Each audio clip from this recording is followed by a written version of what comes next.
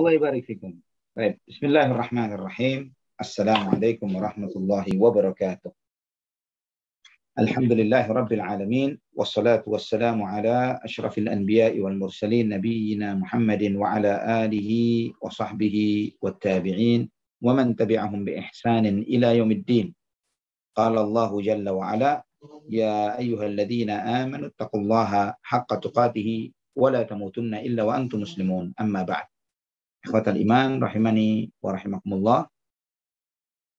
Alhamdulillah, segala puji bagi Allah Subhanahu wa taala Ar-Rahmanur Rahim, Zat yang Maha Pengasih, Zat yang Maha Penyayang, yang dengan limpahan rahmat dan kasih sayangnya Allah Subhanahu wa taala perkenankan kita untuk melanjutkan kajian kita, kajian sirah Nabi kita Muhammad bin Abdullah sallallahu alaihi wa ala alihi wa sahbihi wasallam. Dan sebelumnya mohon maaf karena di pekan yang lalu sempat kita libur pada kesempatan ini karena ada beberapa kegiatan yang membuat ana terlupakan. Qadarallah ma syaa fa'al.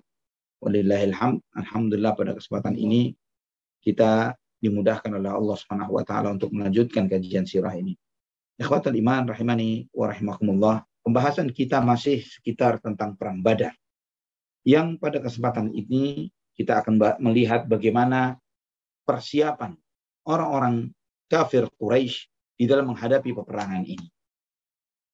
Ikhwatul iman rahimani wa rahimakumullah, jumlah pasukan kaum musyrikin waktu keberangkatan, yang mereka berangkat ini adalah 1.319 pasukan, ya, 1.319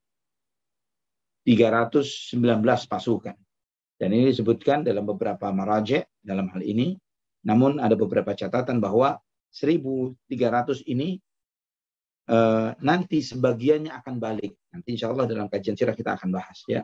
1.300 ini yang sampai ke Medan Badar kurang lebih adalah 950 orang. Kurang lebih 950 orang, ya, atau dalam beberapa riwayat yang lain disebutkan bahwa 1.000 lebih, ya, 1.000 lebih. Dan karena nanti sebagian suku Quraisy mereka balik karena mereka melihat bahwa kepentingan untuk berperang sudah tidak ada lagi. Mereka melihat bahwa rombongan dagang Abu Sufyan sudah aman. Karena tujuan utama mereka keluar adalah untuk itu. Dan bersama mereka ada 100 penunggang kuda, 600 dengan pakaian 600 baju besinya, onta yang tidak diketahui jumlahnya dengan tepat karena banyaknya, dan seluruhnya di bawah kepemimpinan taghutnya Makkah, yaitu Abu Jahal bin Hisham la'anahullah. Ikhwatal iman rahimani wa rahimakumullah. Ketika Quraisy selesai mempersiapkan segala persiapannya dan mereka berkomitmen untuk berangkat, mereka mengingat ada permusuhan yang terjadi antara mereka dengan Bani Bakr. Ya, permusuhan yang hampir terjadi peperangan di antara mereka. Ya, karena salah seorang di antara mereka dari Quraisy ini yang bernama Hafs ibn al-Akhyaf dari Bani Amir bin Lu'ay dari Quraisy dibunuh oleh salah seorang dari Bani Bakar, ya, dan kemudian dibalaslah oleh saudaranya Mikras bin Hafs, ya, dia tidak terima karena saudaranya dibunuh oleh Bani Bakar ini, maka dia membalas dendam, dibunuhlah si pembunuh itu yang bernama Amir, dan setelah itu ya dengan membunuhnya menusuk dengan pedang itu ke perutnya, dan setelah itu dia gantungkan di malam hari pedang itu di kiswahnya Ka'bah. Nah, ini menjadi hampir terjadi pemicu peperangan antara Quraisy dengan Bani Bakar, yang itu mereka khawatirkan. Mereka khawatir kalau mereka berangkat ke Badar, ya, untuk menyambut kaum muslimin, mereka akan diserang dari belakang. Nah, dalam kondisi kekhawatiran yang seperti ini, itu mereka khawatir dan membuat mereka lambat untuk berjalan ke Badar untuk menyambut peperangan dengan kaum muslimin, dengan Nabi Shallallahu Alaihi Wasallam dan para sahabatnya. Dalam kondisi seperti itu muncullah iblis, laknatullah alaih. Dia muncul dengan seakan-akan, ya, dia menyerupai sosok Suraqah bin Malik bin Ju'thum al-Mudliji. Suraqah ini antum tahu kisahnya. Dialah yang berupaya mengejar Nabi Shallallahu Alaihi Wasallam ketika beliau Shallallahu Alaihi Wasallam hijrah. Ya, iblis berpenampilan seperti Suraqah bin Malik. Dan dia mendatangi tokoh-tokoh Quraisy, ya, dan untuk memberikan motivasi kepada mereka, memberikan jaminan kepada mereka. Dia mengatakan bahwa jangan khawatir, saya membackup kalian dari belakang. Jangan sampai Bani Kinanah atau Bani Bakar ini menyerbu kalian dari belakang atau menyerang kalian dari sisi yang kalian tidak menduganya. Dan tentang sikap iblis ini difirmankan oleh Allah Subhanahu wa taala di dalam surat Al-Anfal ayat 48. Allah Subhanahu wa taala berfirman, "Wa idz zayyana lahu asy-syaitanu a'malahum wa qala la ghaliba lakumul yawma minan nasi wa inni jarun lakum falamma tara'atil fi'atani naqasa ala aqibaihi wa qala inni bari'um minkum inni ara ma la tarawna inni akhafullah wallahu syadidul iqab." Allah Subhanahu wa taala menyampaikan di dalam ayat ini, dan ketika syaitan menjadikan mereka memandang baik pekerjaan mereka dan mengatakan tidak ada seorang manusia pun yang dapat menang terhadapmu pada hari ini, dan sesungguhnya saya akan melindungimu. Ini jaminan iblis kepada kaum Quraisy. Maka tatkala kedua pasukan itu telah dapat saling melihat berhadapan, ketika dua pasukan ini Muslimin dan Quraisy bertemu, setan itu berbalik ke belakang dan lari. Dia pergi bertunggang-tunggang langgang dengan mengatakan, sesungguhnya saya berlepas diri dari kalian. Sesungguhnya saya melihat apa yang kalian tidak lihat.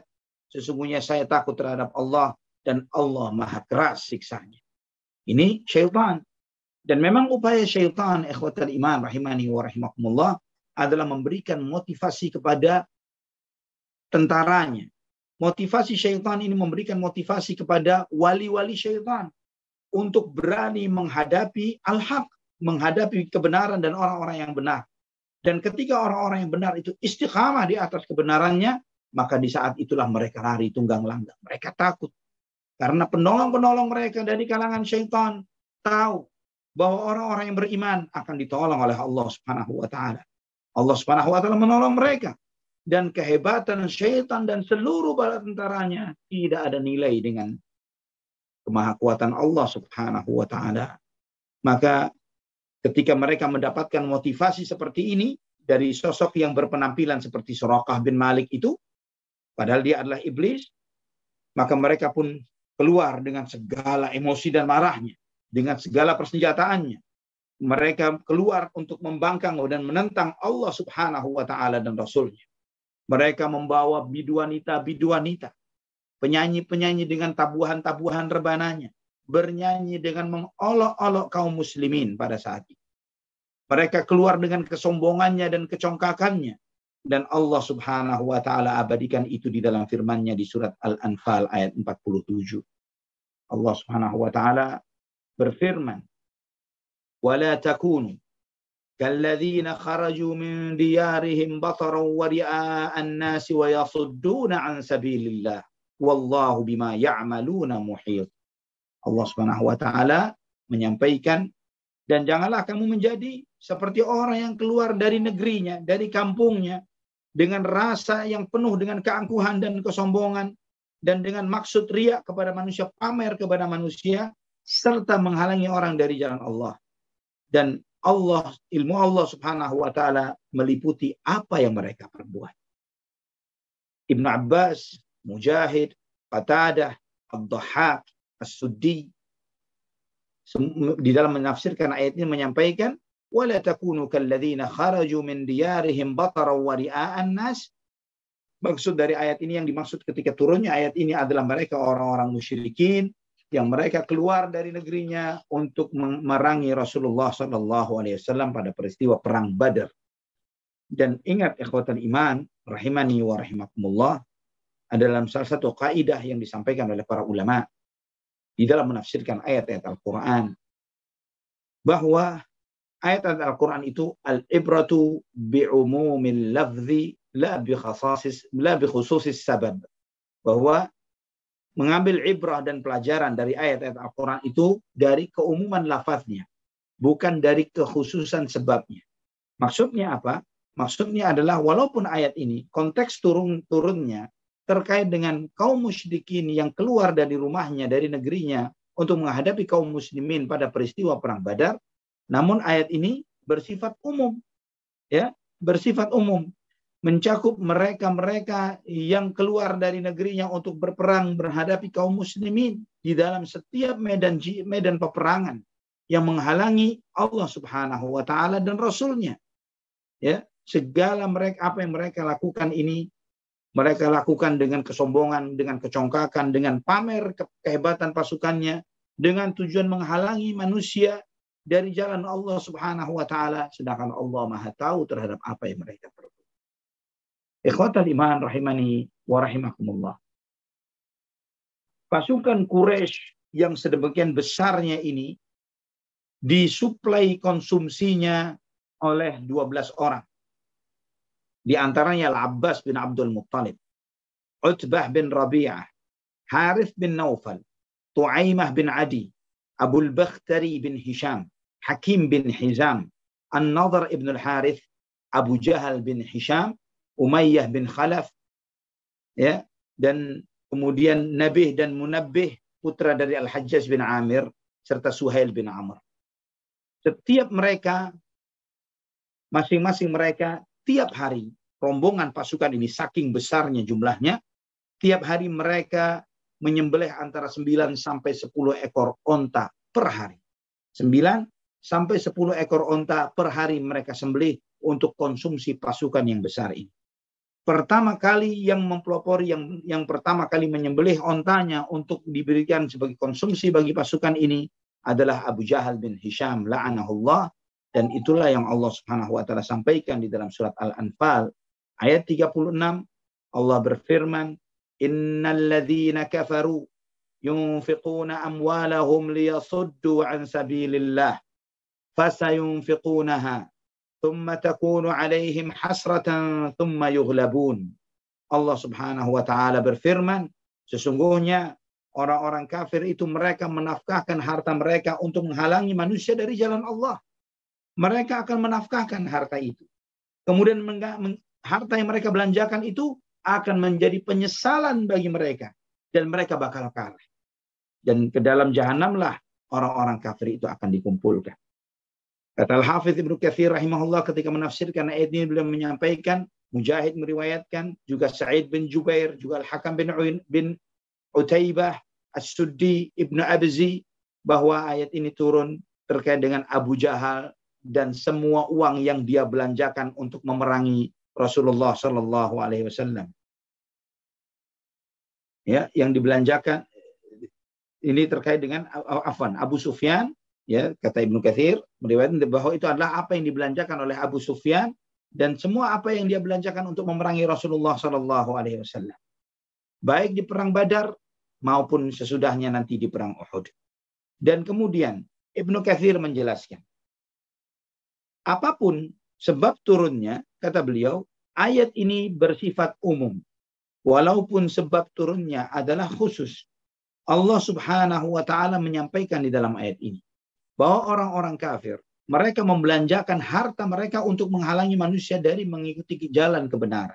Dan mereka pasti membelanjakan harta itu. Antum perhatikan ya ikhwatal iman, bahwa segala upaya kufar dengan beragam aliran agama, pemahaman mereka semuanya, mereka akan menafkahkan harta yang cukup banyak untuk menghalangi manusia dari jalan Allah Subhanahu wa taala. Mereka pasti keluarkan harta itu. Mereka membuat anggaran-anggaran besar. Mereka membuat program-program nasional maupun internasional untuk menghalangi manusia dari jalan Allah Subhanahu wa taala. Dan Allah Subhanahu wa taala menyampaikan fasayunfiquna, mereka akan belanjakan harta itu. Mereka akan keluarkan harta tersebut. Tsumma takunu alaihim hasrah. Kemudian mereka akan menyesal. Kenapa mereka menyesal? Ternyata effort yang mereka telah keluarkan, kos yang mereka telah belanjakan semuanya tidak membuahkan hasil seperti yang mereka harapkan. Contoh yang paling gampang di negeri kita ya ikhwatal iman. Antum lihat berapa lama penjajah Belanda menjajah negeri ini. Dengan misinya diantaranya adalah gospel, kitab suci, gospel and glory. Mereka membuat di antaranya adalah gospel untuk menebarkan kitab suci mereka. Berapa lama mereka menjajah negeri ini? 350 tahun. Dengan perlengkapan senjata yang hebat. Dengan disupport oleh sebuah negara. Dengan pasukannya. Dengan segala kekuatan yang mereka lakukan. Dan masa yang sedemikian lama. 3,5 abad. Kalau hitungan manusia ya ikhwatal iman. Harusnya orang-orang Nasrani adalah mendominasi negeri ini. Harusnya mereka mayoritas di negeri ini. Tapi antum lihat. Fasayunfiqunaha. Mereka belanjakan harta itu. Thumma takunu alaihim hasrah. Dan kemudian mereka menyesal. Mereka tidak mendapatkan hasil dari apa yang mereka upayakan. Dulu mungkin ketika sebagian antum ketika masih kecil mendengarkan misi, bagaimana misi Yosef tahun sekian misalnya. Mereka memiliki misi bagaimana merencanakan. Seperti mereka membuat makar sebagaimana mereka rencanakan, mereka mengambil ibrah katanya dari kisah Nabi Yusuf alaihissalam, seorang perantauan orang asing dengan agama yang berbeda dengan masyarakat yang tinggal di Mesir. Kemudian dia Nabi Yusuf alaihissalam duduk sebagai penguasa di negeri Mesir. Mereka membuat makar rencana seperti itu, akan menjadi penguasa di negeri yang didominasi oleh kaum muslimin. Mereka membuat rencana yang luar biasa sampai ketika ada salah seorang kandidat di antara mereka yang mereka gacokan, mereka andalkan, dan ternyata bukan WNI asli, mereka berupaya sedemikian rupa sampai mengamandemen Undang-Undang Dasar 45. Subhanallah. Mereka lakukan. Sehingga di syarat presiden harus WNI asli itu hilang. Kata aslinya sudah hilang. Harus warga negara Indonesia tanpa kata asli. Mereka ingin membukakan jalan untuk salah seorang kader mereka. Dengan makarnya. Fasayunfiquna. Dengan banyak effort. Belanja. Harta. Mereka keluarkan itu semua. Tsumma takunu alaihim hasrah. Dan mereka akan menyesal karena effort mereka ini. Ternyata mereka merencanakan membukakan jalan untuk siapa? Ternyata akan menjadi jalan bagi yang lainnya. Bagi siapa? Bagi lawan mereka sendiri. Allah subhanahu wa ta'ala menyebutkan. Tsumma yughlabun. Kemudian mereka bakal kalah. Mereka tidak akan mendapatkan sesuatu, kata Ibnu Katsir. Karena mereka ingin memadamkan cahaya Allah. Mereka ingin menguasai kalim firman Allah subhanahu wa ta'ala. Mereka ingin membuat agama mereka yang batil, yang sesat di atas firman Allah. Ini mustahil. Wallahu mutimmu nurihi walau karihal kafirun. Allah pasti akan menyempurnakan cahayanya walaupun orang-orang kafir itu benci, kata Imam Ibnu Katsir. Allah akan membela agamanya. Allah akan meninggikan kalimatnya. Allah akan memuliakan agamanya di atas seluruh agama yang lain. Dan kehinaan yang mereka rasakan di dunia ini karena kekalahan demi kekalahan demi kekalahan akan berestafet dengan azab di api neraka nanti pada yaumul akhir, di akhirat kelak. Barang siapa di antara mereka yang hidup, mereka akan melihat dengan mata dan kepala mereka dan mendengar dengan telinganya hal-hal yang menyakitkan hati mereka karena kekalahan demi kekalahan itu. Dan mereka-mereka yang mati di antara mereka di dalam medan itu, mereka akan merasakan kehinaan yang kekal dan abadi, azab selama-lamanya. Orang-orang musyrikin menempuh perjalanan menuju Badar, mereka melewati Murid Dhahran, salah satu lembah antara Makkah dan Usfan. Kemudian mereka melewati Wadi Usfan. Ini kota, sebuah desa yang menghubungkan antara kota Makkah dan Madinah. Kemudian mereka melewati Qudayd dan mereka kemudian sampai ke Juhfah dan mereka berhenti di sana. Mereka berhenti di Juhfah. Ikhwatal iman rahimani wa rahimakumullah. Di sisi lain, Abu Sufyan yang berjalan dari negeri Syam menuju Makkah, dia mengikuti jalan normal, ya, jalan normal yang biasa ditempuh oleh para pedagang-pedagang dari negeri Syam yang mau ke kota Makkah. Namun dia dengan segala kehati-hatiannya, dengan segala kewaspadaannya, dan kemudian dia telah mengirim dom-dom untuk ke kota Makkah, ya, untuk meminta bantuan dan bantuan dari orang-orang Quraisy. Ketika mendekati sumur Badar, dia bertemu dengan Abu Sufyan, bertemu dengan Majdi bin Amr al-Juhani. Dan dia bertanya, apakah engkau melihat orang dari kota Madinah? Sebagian orang mungkin dari mata-mata Nabi Muhammad SAW. Kemudian Majdi berkata, demi Allah, saya tidak melihat seseorang yang tidak melihat sesuatu pun yang aneh, kata dia.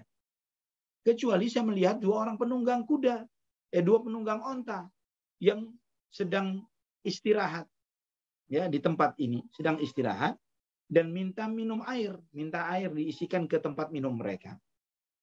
Kemudian ditujukanlah oleh si Majdi ini tempat istirahatnya mereka dua orang itu tadi. Karena dua orang itu sudah pergi. Ternyata di situ adalah tempat istirahatnya Basbasah bin Amr al-Juhani dan Adi bin Abi Ar-Rughba radhiyallahu anhuma, yang dua orang sahabat ini diutus oleh Nabi SAW mendahului ke Badar untuk melihat tentang kondisi dan keadaan di Badar pada saat itu. Dan mencari tahu sampai di mana rombongannya Abu Sufyan. Ya, dan itu telah kita sampaikan pada beberapa kajian sebelumnya. Maka Abu Sufyan melihat ke tempat istirahatnya dua orang sahabat Nabi Muhammad SAW itu. Dia turun, dia lihat jejak-jejak onta, kaki onta di sana. Kemudian dia geser-geser tanah, ya, sampai dia dapati biji-biji kurma. Ya, dia melihat biji-biji kurma. Hadhihi wallahi alaifu Yathrib. Dari biji kurmanya dia mengetahui ini dari kurma Yathrib, kurma Madinah. Ya, ini ketahuan, ini kurma Madinah. Ini pasti intelijen antek mata-matanya Muhammad, kata dia begitu. Maka dia pun balik kepada teman-temannya, kepada rombongan dagangnya. Dia alihkan rombongan dagangnya itu untuk menghindari jalan pokok, jalan yang biasa dilewati oleh para membawa dagangan ini dari negeri Syam ke Makkah. Dia belok melewati tepi lautan, ya, menghindari jalur yang biasa ditempuh oleh mereka yang pada umumnya. Dia menghindari Badar itu dan mempergegas perjalanannya. Maka dengan itu dia berhasil selamat dari hadangan pasukannya kaum muslimin. Ya, yang kurang lebih 300-an orang yang mengharapkan untuk bertemu dengan pasukannya rombongan dagangnya si Abu Sufyan. Nah, ketika Abu Sufyan sudah menghindari sumur Badar dan menjauh dari jalur resmi itu, dari jalur inti itu, dan dia merasa sudah selamat, maka dia pun mengutus salah seorang penunggang kuda dari penjaganya ini, dari pengawalnya. Antum tahu berapa pengawalnya? 70 orang, ya, yang mengawal rombongan dagangnya si Abu Sufyan. Dia mengutus Qais ibnu Imri al-Qais dengan membawa sebuah surat dengan menyebutkan bahwa kalian ingin menolong kami, ingin menolong rombongan dagang yang saya bawa, dan pada kenyataannya sudah selamat. Kata dia begitu. Sudah selamat. Tidak perlu lagi kalian meneruskan untuk mengeluarkan seluruh orang-orang kalian dan bala tentara kalian dan lain sebagainya untuk menolong saya, karena saya sudah selamat. Baliklah, pulanglah ke Makkah. Nah, utusan itu datang membawa surat ini. Sedangkan orang-orang kafir Quraisy tadi sudah sampai di mana? Di Juhfah. Sudah sampai di Juhfah. Nah, ketika mereka membaca suratnya Abu Sufyan bahwa mereka diminta untuk balik, tidak melanjutkan perjalanan mereka ke Badar, mereka sudah berkomitmen untuk balik. Di saat itulah Abu Jahal mengatakan, "Wallahi la narji' hatta narida Badran, fa nuqima biha thalathan, wa nanhara al-jazur, wa nut'ima at-ta'am, wa naski al-khamar, wa na'zif 'alaina al-qiyan, hatta tasma'a bina al-'arab, wa bimasirina wa jam'ina, fala yazaluna yuhabunana abadan ba'daha." Kata Abu Jahal, "Wallahi kita nggak mau pulang. Kita tidak akan pulang. Kita akan lanjut sampai Badar. Kemudian kita akan tinggal di Badar selama 3 malam. Kita sembelih onta-onta kita untuk kita makan-makan. Kita buat pesta di sana. Kita minum-minum khamar. Kita menari-nari, kita bernyanyi, berpesta di sana. Sampai seluruh bangsa Arab mendengar akan kehebatan kita dan jumlah kita yang besar. Sehingga mereka segan dan takut terhadap kita selama-lamanya." Itu klaimnya Abu Jahal pada saat itu. Dia membawa 1.300-an pasukan. Ya, dia tidak mau dengan sudah mengeluarkan effort yang sedemikian besarnya pulang begitu saja. Biar ini didengar oleh yang lainnya supaya tidak ada lagi mereka yang lain yang berani macam-macam dengan Quraisy. Maunya adalah seperti itu. Namun dalam kondisi seperti itu, Al-Akhnas bin Syuraiq, dia ini adalah halifnya Bani Zuhrah. Artinya yang dia mensupport Bani Zuhrah. Dia mengatakan, wahai Bani Zuhrah, harta kalian sudah selamat. Teman kalian, Makhramah bin Naufal pun sudah selamat. Sedangkan kita keluar ini untuk membela harta kalian, supaya harta kalian tidak diambil. Supaya teman kalian tidak dibunuh. Itu motivasi kita keluar. Nah, atas alasan apa kita mau melanjutkan ke Badar? Sudah, biarkan orang ini bicara seperti itu, kata dia. Kalau dia menuduh kita pengecut, biar saya yang nanggung kepengecutan itu, kata dia seperti itu. Kata Akhnas bin Syuraiq. Biar saya yang mikul konsekuensi dianggap sebagai orang pengecut itu. Lebih baik kita pulang. Apa urusannya kita mau melanjutkan untuk pamer ini dan itu dan lain sebagainya. Tidak seperti apa yang dia ucapkan. Nah, maka mereka pun dari Juhfah balik ke Makkah. Maka Bani Zuhrah tidak ada seorang pun yang ikut dalam peristiwa Perang Badar. Kurang lebih 100 orangan. Dalam beberapa riwayat yang lain disebutkan kurang lebih 300-an orang.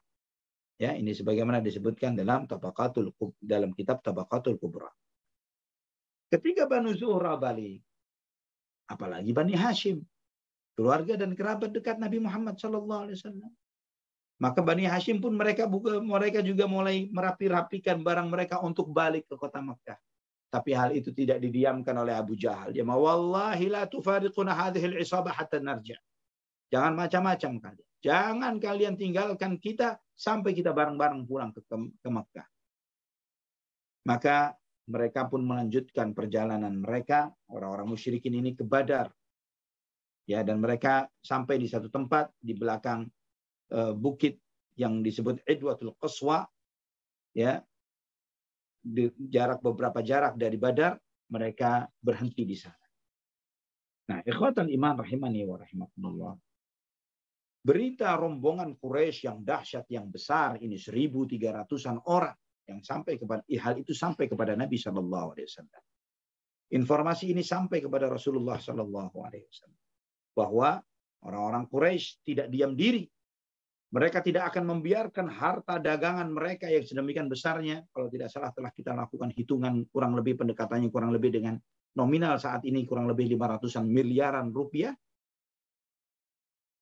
Ya, mereka keluar dengan pasukan yang besar 1.300-an orang ini, dan saat itu Nabi SAW masih di perjalanan, masih di Wadi Dhifran. Ya, di saat itu Nabi SAW pun mengadakan musyawarah dengan para sahabatnya.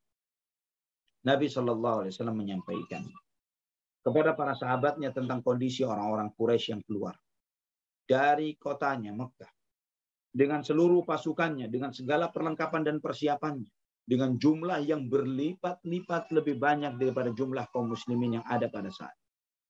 Maka sebagian para sahabat tidak suka. Mereka tidak mau menghadapi pasukan yang besar sehebat itu. Ya, mereka menolak karena mereka tidak siap untuk perang. Mereka ini kelompok kecil yang ingin berhadapan dengan yang kelompok kecil juga. Bukan untuk berperang, untuk menghadang rombongan dagangnya Abu Sufyan.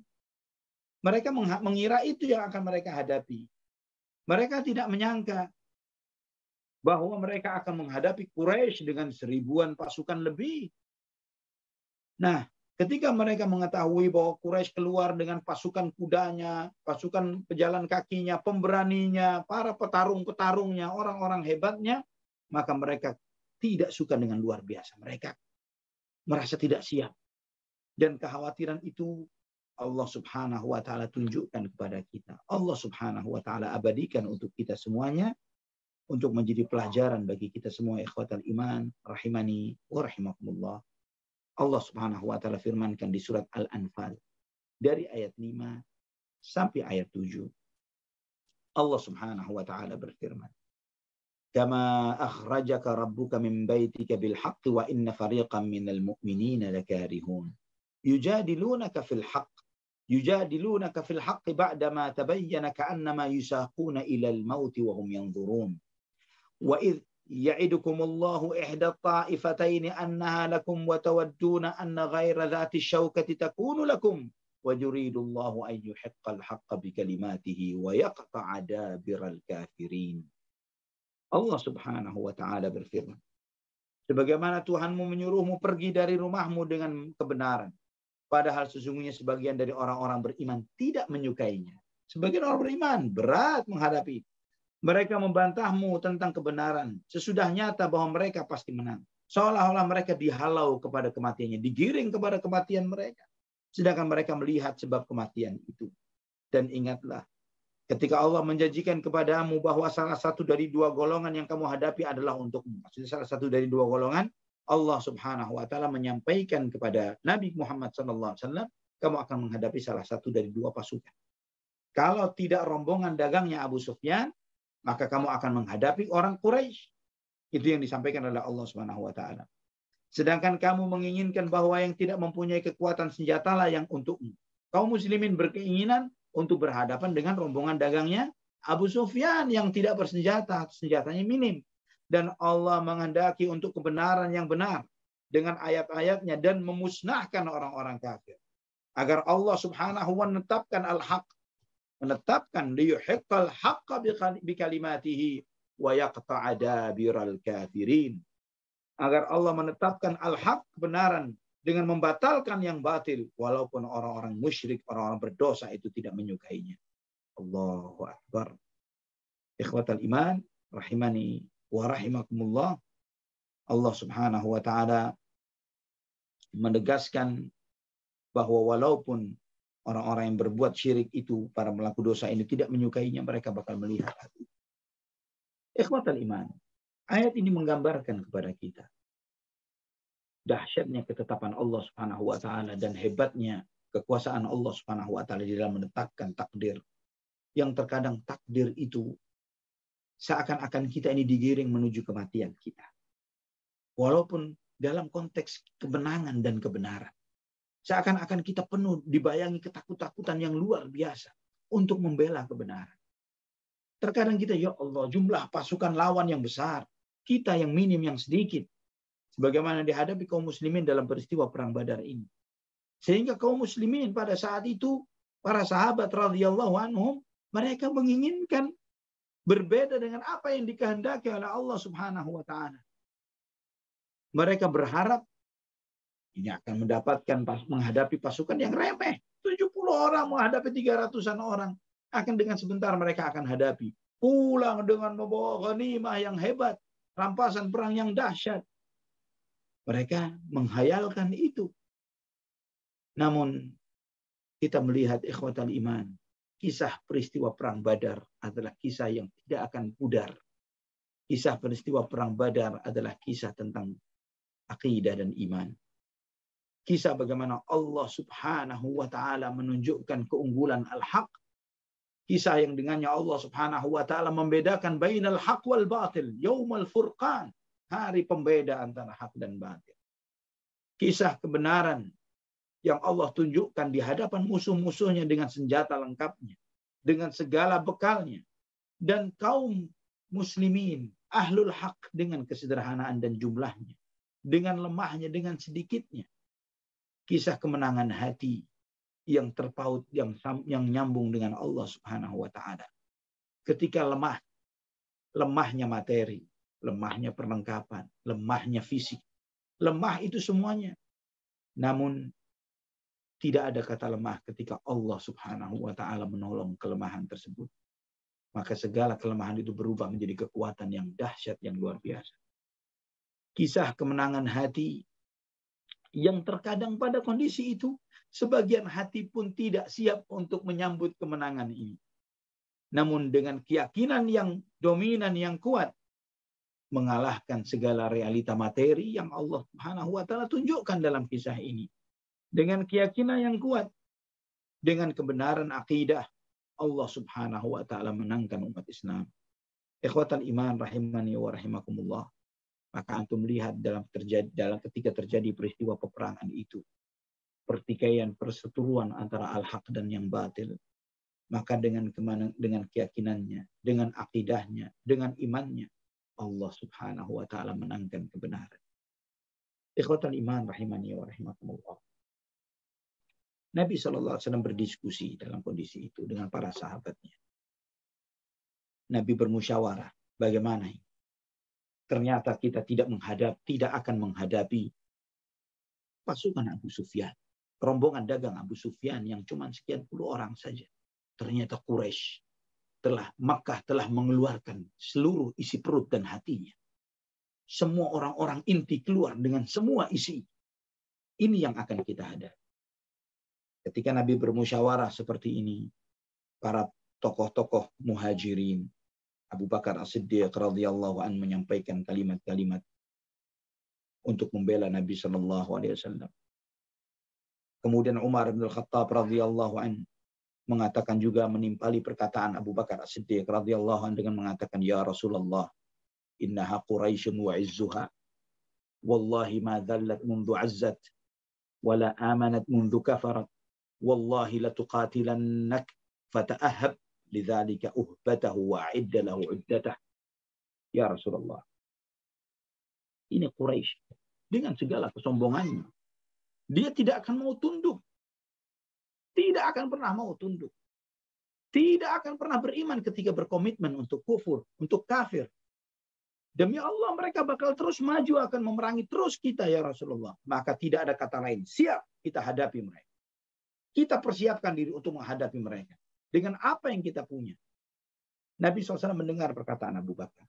Nabi SAW mendengar perkataan Umar. Kemudian Nabi SAW menyampaikan, asyiru alayya ayuhan nas. Berikan masukan kepadaku wahai manusia. Maka Al-Miqdad bin Amr radhiyallahu an berdiri.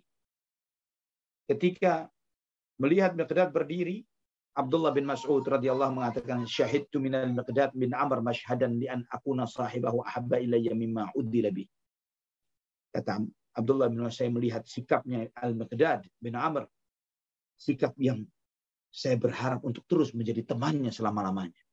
Maka Miqdad pun mengatakan, ya Rasulullah, imdi lima arakallah, fanahnu ma'ak. Ya Rasulullah, jalani sebagaimana yang Allah perintahkan kepada kami, akan senantiasa bersamamu ya Rasulullah.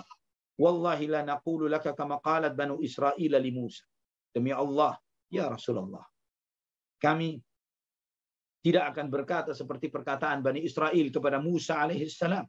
Idhab anta wa rabbuka faqatila inna hahuna qa'idun. Wahai Musa, pergilah kamu dengan Tuhanmu berperang dan kami nunggu saja di sini. Walakin idhab anta wa rabbuka faqatila inna ma'akum muqatilun. Kami berkomitmen ya Rasulullah. Pergilah engkau dan Tuhanmu berperang, kami bersamamu berperang bersamamu ya Rasulullah. Walladzi ba'atsaka bil haqq law sirta bina ila barkil ghimad lajaladna ma'aka min dunihi hatta tablughahu. Demi Allah yang telah mengutusmu dengan kebenaran. Andai kata engkau memerintahkan kami untuk menuju Barkil Ghimad atau Barkil Ghumad, tempat yang jaraknya kurang lebih 5 hari dari kota Madinah, kami akan pergi bersamamu ya Rasulullah sampai ke tempat tersebut. Dalam riwayat dalam Sahih Bukhari, Miqdad radhiyallahu an mengatakan, la naqulu kama qala qaum Musa, idhhab anta wa rabbuka faqatila walakinna nuqatil an yaminik wa an shimalik wa baina yadayka wa khalfak.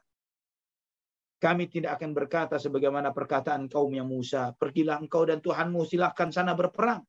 Namun kami akan berperang di kananmu ya Rasulullah, di kirimu ya Rasulullah, di hadapanmu ya Rasulullah, dan di belakangmu ya Rasulullah. Dalam riwayat Musnad Imam Ahmad dengan sanad yang sahih, Miqdad radhiyallahu anhu mengatakan, ya Rasulullah, walladhi nafsi biyadihi law amartana an nukhidhaha al-bahr la akhadnaha walau amartana an nadriba akbadaha ila barkil ghumadi faqul fa'alna fasya'nuka ya Rasulullah. Ya Rasulullah, demi Allah yang jiwaku berada di tangannya, andai kata engkau memerintahkan kami untuk mengarungi lautan, kami akan raungi lautan tersebut. Andai kata engkau perintahkan kami untuk menggegas kuda-kuda kami sampai Barkil Ghimad, tidak berhenti, 5 hari perjalanan dari kota Madinah, kami akan tempuh, kami akan lakukan ya Rasulullah, sesuai dengan perintahmu ya Rasulullah. Maka kata Ibnu Mas'ud ketika melihat pernyataan dari Al-Miqdad Ibn Amr radhiyallahu anhu. Ketika Ibnu Mas'ud radhiyallahu anhu melihat ini, fara'aitun nabiyya sallallahu alaihi wasallam asyraqa wajhahu wa sarrahu qaulul Miqdad. Aku melihat wajah Nabi sallallahu alaihi wasallam bersinar, gembira dengan apa yang diucapkan oleh Miqdad. Namun Nabi sallallahu alaihi wasallam tetap mengulangi ucapan beliau. Karena Miqdad Ibn Amr radhiyallahu anhu, Abdullah ibn Mas'ud, Abu Bakar As-Siddiq, Umar ibn Al-Khattab radhiyallahu anhum adalah dari kalangan muhajirin. Nabi SAW bersabda, asyiru alayya ayyuhan nas. Beri masukan kepadaku wahai manusia. Nah, di sini maka para sahabat Ansar sadar. Para sahabat Ansar pada saat itu sadar bahwa yang dimaksud oleh Nabi ayyuhan nas di sini adalah mereka, tuan-tuan rumah. Tuan-tuan rumahnya kota Madinah. Bagaimana sikap mereka?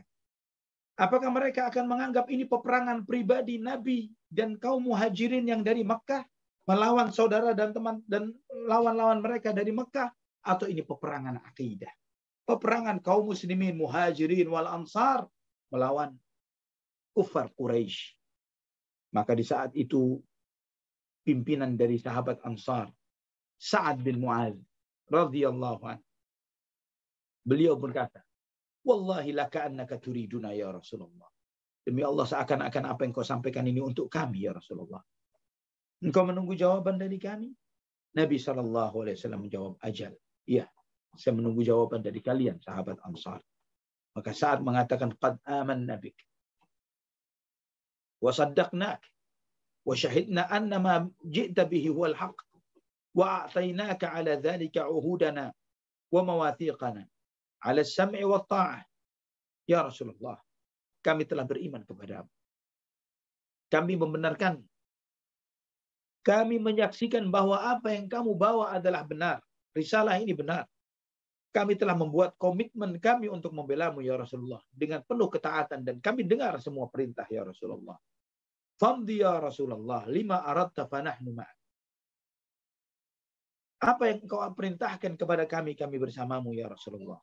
Walladzi ba'atsaka bil haqq law ista'radta bina hadzal bahr fakhudtahu lakhudnahu ma'ak wa ma takhallafa minna rajulun wahid wa ma naqrahu an talqa bina aduwana gadan inna la suburun fil harb suduqun fil liqa wa la'alla Allah yuriyaka minna ma taqarru bihi 'ainuk fasir bina ala barakatillah. Kata Sa'ad bin Mu'adz radhiyallahu anhu, ya Rasulullah, demi Allah yang jiwaku berada di tangannya, demi Allah yang telah mengutusmu dengan kebenaran, andai kata engkau perintahkan kami untuk mengarungi lautan ini, kami akan raungi lautan tersebut, dan tidak ada seorang pun yang akan mundur dari kami. Semua kami Ansar, semua akan masuk ke dalam laut itu atas perintahmu ya Rasulullah. Dan kami tidak pernah takut, tidak pernah benci untuk menyambut musuh-musuh kami besok ya Rasulullah. Kami adalah bangsa yang sabar di medan perang, yang tabah menghadapi musuh. Semoga Allah Subhanahu wa taala menunjukkan kepadamu ya Rasulullah sesuatu yang membuat hatimu bahagia dari sikap-sikap kami. Jalanlah ya Rasulullah dengan keberkahan dari Allah Subhanahu wa taala.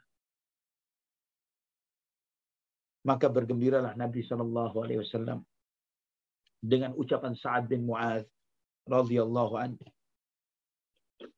Dan kemudian Nabi sallallahu alaihi wasallam bersabda, siru ala ismillahi azza wa jal wa abshiru fa inna Allah ta'ala qad wa'adani ihda ta'ifatain wallahi la ka'anni al'an anzur ila masari'il qaum.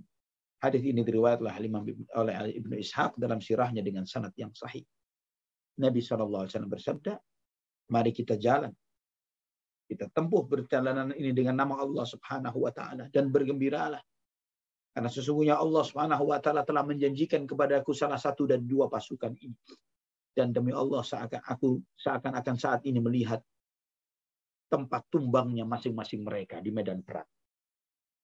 Karena ini disampaikan oleh Nabi SAW Ketika Nabi menyampaikan bahwa nanti di sana ada tempat-tempat tumbangnya mereka. Imam Muslim meriwayatkan dalam sahihnya dari Anas bin Malik radhiyallahu anhu. Umar bin Khattab radhiyallahu anhu menyampaikan bahwa Rasulullah Shallallahu alaihi wasallam menunjukkan kepada kami kemarin tempat-tempat matinya orang-orang Quraisy di medan Badar. Nabi SAW menyampaikan ini tempat matinya Abu Jahal, ini tempat matinya fulan, ini tempat matinya fulan, ini tempat matinya fulan. Nabi mengatakan ini insya Allah matinya fulan di sini, insya Allah matinya fulan di sini, insya Allah matinya fulan di situ. Nabi menunjukkan tempat-tempat matinya tokoh-tokoh Quraisy satu hari sebelum peristiwa perang Badar. Fawalladhi ba'athahu bilhaq ma akhta'ul hudud allati hadda Rasulullah sallallahu alaihi wasallam. Kata Umar bin Khattab, demi Allah yang telah mengutus Nabi Muhammad dengan kebenaran, apa yang ditunjuk oleh Nabi tidak melewati tempat matinya mereka. Matinya mereka sesuai di tempat yang ditunjuk oleh Rasulullah sallallahu alaihi wasallam. Hadis ini sahih diriwayatkan oleh Imam Muslim di dalam sahih. Ini kajian kisah permulaan menjelang perang Badar yang insya Allah kita masih lanjutkan pada kajian yang akan datang. Wallahu ta'ala a'la wa a'lam bishawab. Barakallahu fiikum. Baik, wa barakallahu fiikum. Masya Allah, sangat menarik sekali. Ini semangat kaum Ansor ya, yang begitu kalau bahas sekarang itu sangat solidaritasnya sangat tinggi sekali gitu ya. Tidak seperti kaum kafir Quraisy yang hanya mementingkan golongannya sendiri gitu ya. Ketika kafilah dagang Abu Sufyan selesai, ya udah balik lagi, gak jadi ke Badar. Namun demikian, Masya Allah, ini Allah Subhanahu wa Ta'ala memberikan kelembutan hati, kemudian menggerakkan hati kaum Ansor sehingga mereka siap untuk berjihad di medan Badar ya, Masya Allah. Sangat menarik sekali, dan ini Ana membayangkan kalau ada di sana seperti apa gitu. Apakah betul keimanan kita itu kokoh atau tidak, wallahu alam saja, Masya Allah. Mudah-mudahan dengan adanya sirah Nabi ini dapat mempertebal keimanan dan ketakwaan kita. Amin ya rabbal alamin.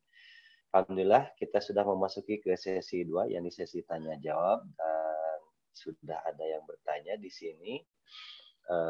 Bagi jemaah yang ingin bertanya secara interaktif langsung, disilakan raise hand terlebih dahulu, nanti oleh panitia insya Allah akan di unmute ya. Yang pertama ini pertanyaan dari Abu Alesya di Jakarta Timur. Bismillahirrahmanirrahim. Assalamualaikum warahmatullahi wabarakatuh ya Ustadi. Semoga Ustaz dan keluarga dalam rahmat Allah serta kaum muslimin dalam Allah Subhanahu wa Ta'ala. Amin ya rabbal alamin. Ingin bertanya, mohon maaf di luar tema, bila kita tinggal di kompleks perumahan klaster, rumah di sana tanpa pagar, bila kita mau membuat kanopi di depan rumah, kanopi kita lebihkan 1 meter dari tanah milik kita ke jalan komplek. Apakah ini diperbolehkan, Ustaz? Apakah ini termasuk mengambil sejengkal tanah yang dilarang oleh syariat itu? Demikian Ustaz. Jazakallahu khairan. Jazakallahu khair. Yang ditanyakan ini terkait dengan melebihkan kanopi melebihi batas tanah yang dimiliki. Ya. Itu ya, betul gitu, Ustaz.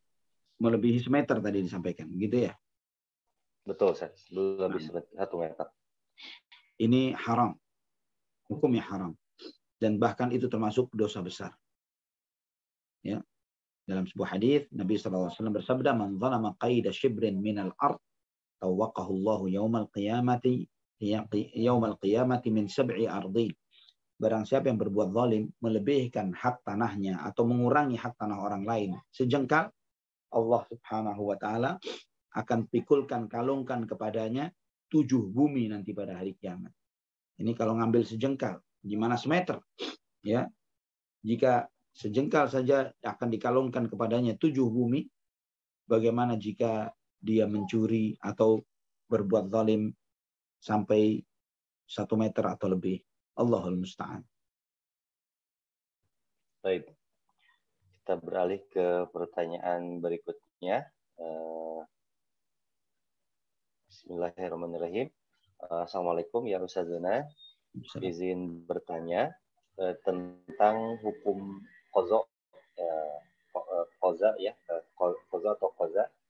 Itu potongannya seperti apakah yang yang diperbolehkan atau yang tidak diperbolehkan? Mohon bimbingannya Ustaz. Nah, qaza hukum yang dilarang, qaza yang dilarang adalah potongan rambut yang mencukur habis sebagian rambut dan membiarkan sebagian yang lainnya. Ya, mencukur habis sebagian yang rambut dan kemudian membiarkan sebagian yang lainnya. Itu adalah qaza yang dilarang oleh Nabi SAW. Nah, seperti misalnya sebagian ini digundul kanan kirinya, digundul, kemudian bagian sisi atasnya disisakan. Itu qaza. Ya, dan itu yang dilarang oleh Nabi SAW. Ya, sebagaimana dalam hadis riwayat Abu Dawud dan yang lainnya, naha Rasulullah SAW anil qaza' wal qaza'u an yuhlaqa ra'su sabiyyi fayutraku ba'du sya'rihi. Ya, qaza' itu adalah ketika rambut dipotong cukur habis sebagian dan disisakan sebagian. Dulu sering anak-anak kecil digundulin habis, belakangnya disisain kecil sedikit di sini. Seperti siapa pemain bola dulu? Ronaldo. Ya, Ronaldo seperti itu. Itu di antara bentuk qaza. Di antara bentuk qaza yang lainnya juga banyak sekarang ini, yaitu dengan sisi sampingnya gundul, cukur habis. Cukur habis dan kemudian sisi atasnya masih disisain. Ini qaza yang dilarang oleh Nabi SAW. Tapi kalau dipendekkan secara proporsional, bukan dicukur habis, itu boleh. Maksudnya dipendekkan proporsional, misalnya di atas lebih panjang dikit daripada samping misalnya. Ya, misalnya di samping 1 cm, di sini 2 cm, misalnya begitu ya. Nah, itu tidak mengapa. Namun ketika ini dicukur habis, kemudian ini dibiarin, yang bagian atasnya, itu adalah qaza yang dilarang. Wallahu a'lamu bishawab. Baik. Itu tuh berlaku untuk ikhwan akhwat itu saja. Ya, apalagi akhwat. Nggak boleh cukur habis. Tahlil nggak boleh. Nah. Betul. Baik. Baik, jamaah yang ingin bertanya secara interaktif, silakan masih ada kesempatan untuk bertanya. Langsung saja raise hand, nanti insya Allah oleh panitia akan di open mic-nya, dibantu di-unmute.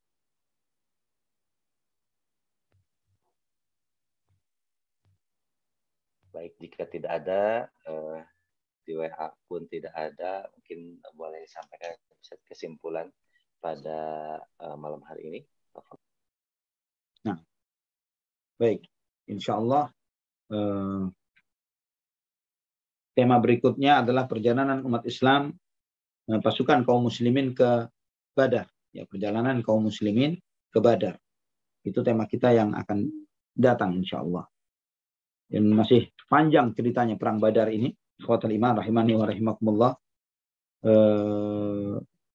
Anda melihat bahwa sekian puluh halaman dari kitab sirah yang Anda baca, ya saat ini misalnya kita sampai di halaman 381, ternyata sampai di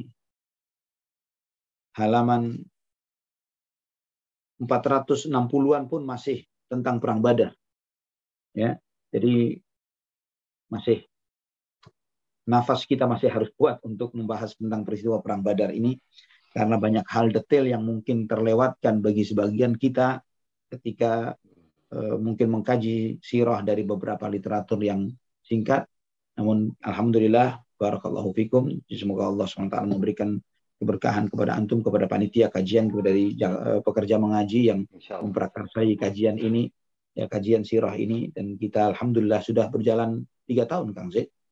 Atau kurang? Ya, jalan 3 tahun Ustaz.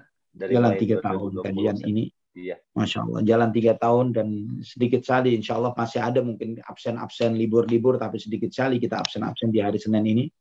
Tapi qadar Allah, alhamdulillah sampai saat ini pun kita masih membicarakan tentang peristiwa perang Badar, menunjukkan bahwa banyak hal pelajaran-pelajaran besar dari sirah Nabi kita Muhammad SAW yang sering kali kita lewatkan. Yang mungkin kalau bagi sebagian antum yang memiliki ghirah atau semangat belajar yang artinya tidak tinggi untuk membaca misalnya buku setebal ini misalnya. Ini apalagi berbahasa Arab gitu ya. Itu akan memusingkan kepala. Buku ini belum ada terjemahannya setahu anak. Dan ini adalah 1 jilid dari 4 jilid. Ya, ini di jilid yang kedua. Ya. Masih ada 2 jilid lagi, dan itu pun kita masih kurang lebih di pertengahan dari jilid yang kedua ini. Masih ada 2 jilid lagi yang belum kita sentuh. Allah, dan semoga Allah Subhanahu wa taala menganugerahkan kepada kita keistiqamahan di atas Islam, di atas sunnah Nabi sallallahu alaihi wasallam. Antum melihat ikhwatal iman rahimani wa rahimakumullah, tidak mudah perjuangan Nabi kita Muhammad sallallahu alaihi wasallam. Tidak mudah perjuangan para sahabat radhiyallahu anhum. Yang perjuangan itu semuanya mengeluarkan, menyebabkan banyak korban. Korban hati, korban harta, korban nyawa, dan banyak hal yang lainnya.